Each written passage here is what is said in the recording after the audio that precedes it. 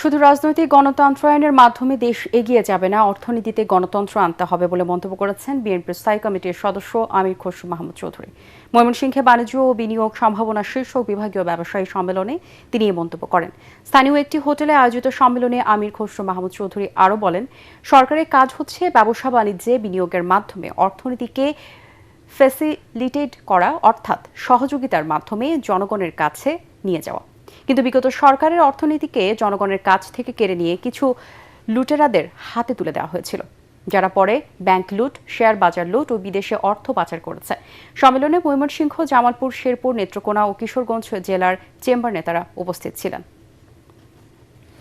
খালি রাজনৈতিক গণতন্ত্রের মাধ্যমে দেশ সামনের দিকে এগিয়ে যাবে না, অর্থনৈতিক গণতন্ত্রায়ন করতে হবে, অর্থনীতিতে গণতন্ত্র আনতে হবে।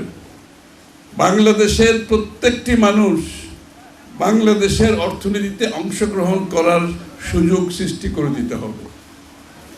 আপনারা অনেকগুলো সমস্যার কথা বলেছেন, এগুলো হচ্ছে সুযোগ সৃষ্টি না করে বাধা সৃষ্টি করার কারণে আজকে আমরা এখানে চলে আসছি।